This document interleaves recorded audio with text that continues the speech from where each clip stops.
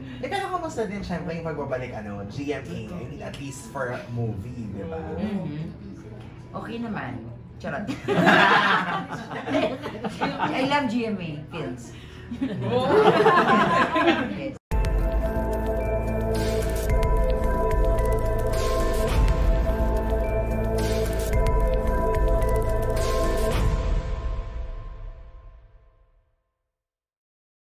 Pero Alex, isa yan sa mga nagpayasay kasi nga sunod-sunod yung syempre yung mga movies mo sa Netflix, sa streaming, mga mostly romance, Yeah. may love story, di ba? Yeah. So, yun yung isang factor na nagpayas sa'yo for Siya. this. Si Direk talaga. Kaano kami, alam mo na, kami si Kontrata. Oo, parang, hindi ka, syempre, gusto mong balikan yon yung masayang pakikipagtrabaho sa kaibigan mo na magaling, by the way. Smell. Masaya kasama, gano'n. Yun. Tsaka maganda talaga yung kwento. So parang sabi ko, sige, game na to. Balik tayo sa ano. Pwede po ba mag-blush on? Charot. Baka kasi masira yung leading lady, tas kaya nga. Baka bumalik ka sa indie look, Alex. Yung ano. Pero kamusta din syempre yung pagbabalik GMA, I mean at least for a movie, di ba? Okay naman. Charot. I love GMA Films. Yes. GMA is in public affairs. Yes. Pero what's the ano ba? Like, why Alex? Who can give us like, Sige nga, casting of- explain nyo. Hindi kasi rin niya alam eh. Yeah, of business or Actually, ito, nung sinusulat ko, parang ako na-imagine ko na someone like Ali. Tapos, si Sig pa. Si Sig pa yung director. Eh, alam ko na panood ko yung movie nila together, yung Bambay. So, sabi ko, parang si Alex din si Ella. Pero mas, ano lang siya dito, yung nanay na spunky kasi yung character ni Alex dito as Ella, yung hindi siya yung typical na nanay na napapagalit sa yung stricto. Very iba siyang klase na nanay. Inaano niya talaga, ni-encourage niya talaga yung anak niya to go, kaya mo yan. So, Alex yung galawan naman. Nag-yes ka ba? Yes. Hindi ko ka binasa. Ah, Sige. Okay na yan ba si Sig? Then, maganda talaga nung binasa. Sabi ko, okay. Gets ko na to. Gusto ko rin na ako yung gumawa. Parang hindi ko matatanggap pa yung pag-iba. Alex, yung ano naman, pagdating sa emotion, kasi kahit naman nung bagets kapag grabe naman ang daloy na ng luha at lahat-lahat, parang ang bilis-bilis mo lagi. So, saan yun nanggagaling? Kasi dito ang subdued nung eksena, pero From 0 emotion. to 100 yan. Lahat kami ng kwento ko ng behind the scenes, nung nanonood kami sa monitor, lahat kami Yes. Iiyak ko kami sa scene niya na yun. Hindi ko alam eh. Nandyan lang siya, siguro. Parang pagka kailangan mo, parang siya magic realism. Wow! Bigla na lang siyang darating.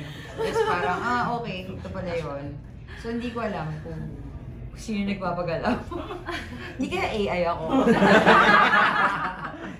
Pero mabilis talaga. Mabilis. Mas madali sa'yo yun.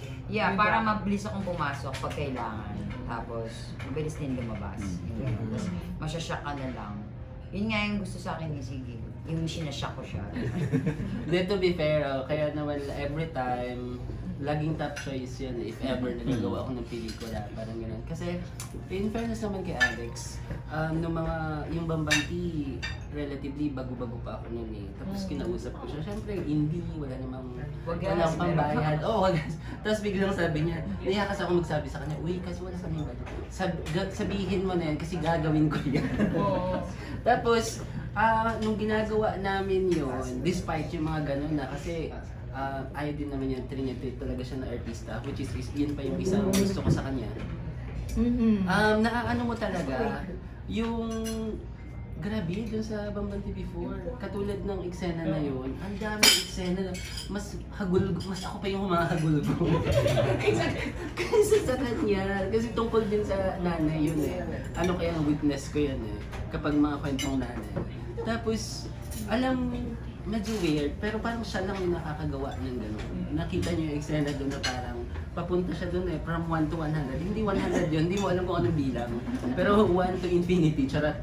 Tapos papunta siyang ganyan, pero somewhere in the middle, nakikita niya nagka-crack yung boses niya eh. Somewhere in the middle, dinadala ka niya dun sa realism ng ng emosyon, na even siya, feeling ko, hindi niya nakokontrol. Hindi ko alam saan galing. So, yun yung lagi kong hinahanap actually sa mga iba pang mga artista. Siya na yung naging standard. Kaya parang, dapat papunta siya, tapos hinahanap ko lagi yun eh. Yung may pupuntahan siya, tapos bigla siyang nahulog. Tapos yun na yung kwento. Yung parang ganon. Tapos, even siya, alam ko din na nakikita ko din sa kanya na di niya rin sinasadya, dun na lang siya bigla dinala. Parang ganon. One time naalala ko sabay kami nagkakapingan eh, pero sa kanya-kanyang bahay. Nagchichikahan kami, yun sa tanong mo kanina. Tapos sabi niya parang, minsan tumawag yan, depressed. Okay lang. Tapos, sabi niya parang gano'n. Tapos, so na-face na niya yung depression niya, nalaman na niya kung bakit siya malungkot.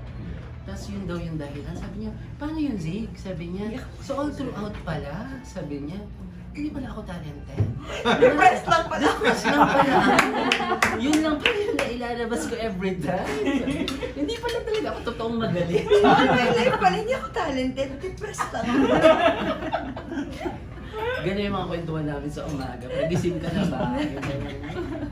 So parang, to be fair sa kanya, dahil sa pagiging totoong tao din naman niya, na hindi kanya chichikahin, parang gano'n. Na parang binabalik yun ng art niya, ng talent niya eh. Doon lumalabas. Nang kahit siya mismo, hindi niya pinaplano. Totoo lang. Lumalabas talaga siya. So parang, the time na nag-work kami doon sa Wagas, public affairs din yun, yun na yung una kong nakita sa kanya, sa Bambanti. Tapos forever na yun, natatak na niya sa akin. Tapos lagi ko na yun hinahanap sa mga artista na nakasama ko. Kaya na sinabi nila, Miss Ann, sa akin na, uy, si Alex yung yung maglilido. Ay, sabi ko, kausapin niyo siya, pabasin niyo sa kanya yung script kasi ayoko mauko siya dahil lang ako. Oo, siya sorry. Kasi sabi ko, para parang benefit siya ng material. Kasi to be fair, totoo naman pag binasa mo siya, hindi mo siya naiintindihan.